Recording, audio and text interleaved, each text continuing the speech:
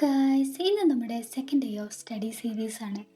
എന്നെ സംബന്ധിച്ചിടത്തോളം ഞാൻ വളരെയധികം സന്തോഷത്തിലാണ്. കാരണം ഈ 2 ദിവസം കൊണ്ട് ഒരുപാട് കാര്യങ്ങൾ മാറിയിട്ടുണ്ട്.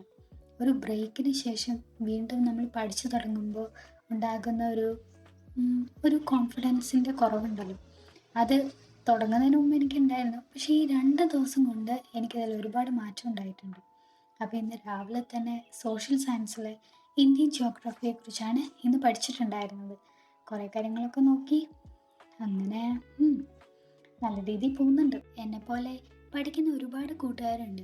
അവരുടെ എല്ലാ സപ്പോർട്ടും എനിക്ക് ആവശ്യമുണ്ട്. അങ്ങനെയാണെങ്കിൽ ഇത് നമുക്ക് കുറച്ചുകൂടി നന്നായിട്ട് മുന്നോട്ടേക്ക് കൊണ്ടുപോകാൻ പറ്റുള്ളൂ. നിങ്ങളുടെ സപ്പോർട്ട് ഉണ്ടാവില്ലേ? അങ്ങനെ പഠിച്ച ശേഷം ഞാൻ പുറത്തേക്കൊക്കെ ഒന്ന് ഇറങ്ങി. എൻ്റെ ചെടികളുണ്ട്, അപ്പോൾ അതൊക്കെ ഒന്ന് നോക്കുകയാണ്. ഇന്നലെ നല്ല മഴ പെയ്തിരുന്നു, അപ്പോൾ എല്ലാത്തിനും ഒരു ഉഷാറുണ്ട്. ഇത് ഞാൻ നട്ട സ്ട്രോബെറി കേട്ടോ. ഇങ്ങനെയൊക്കെ ആയി. അപ്പോഴാണ് ഇതാ ഒരു പാമ്പിൻ്റെ പടം. അങ്ങനെ ലഞ്ചൊക്കെ കഴിച്ച് വീണ്ടും പഠിക്കാൻ ആരംഭിച്ചു. ഇപ്പം നോക്കുന്നത് വേൾഡ് ഹിസ്റ്ററി ആണ്.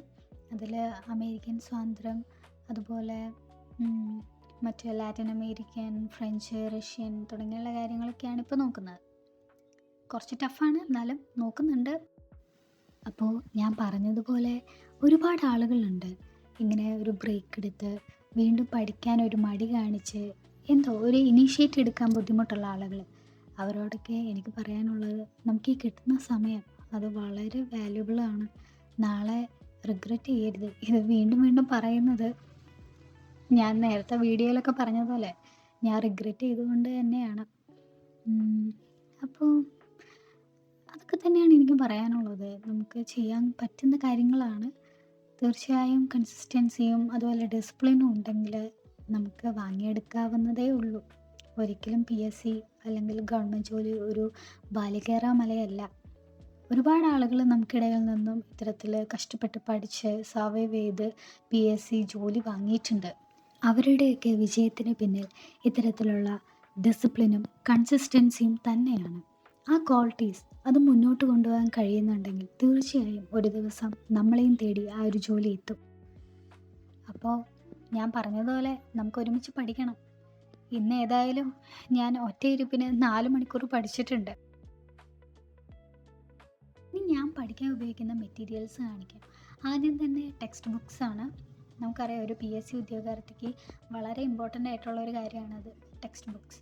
അപ്പോൾ എൻ്റെ കയ്യിൽ പഴയ ടെക്സ്റ്റ് ബുക്ക് ഓൾമോസ്റ്റ് എല്ലാം ഉണ്ട്, 1ാം ക്ലാസ് മുതൽ 10ാം ക്ലാസ് വരെയുള്ളത്. പിന്നെ പുതിയ ടെക്സ്റ്റ് ബുക്സ് വാങ്ങണം.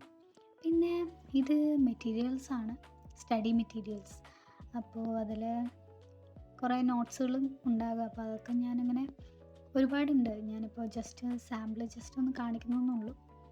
അതിൽ ഒരുപാട് കാര്യങ്ങളുണ്ട്, ഒരു 5-6 പേജൊക്കെ ഉണ്ട്. പിന്നെ ക്വസ്റ്റ്യൻ പേപ്പേഴ്സാണ് ഉള്ളത്. എൻ്റെ കയ്യിൽ ഒരുപാട് ക്വസ്റ്റ്യൻ പേപ്പേഴ്സ് ഉണ്ട്, അതെല്ലാം വർക്കൗട്ട് ചെയ്ത് നോക്കാറൊക്കെ ഉണ്ട്. പിന്നെ ഇത് ഹരിശ്രീ ആണ്, തൊഴിൽ വാർത്തേൻ്റെ കൂടെ കിട്ടുന്നത്.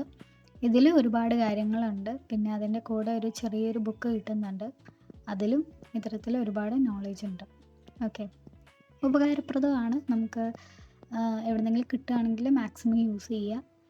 അങ്ങനെയൊക്കെ തന്നെയാണ്. ഒരുപാടുണ്ട് എൻ്റെ കയ്യിൽ കേട്ടോ.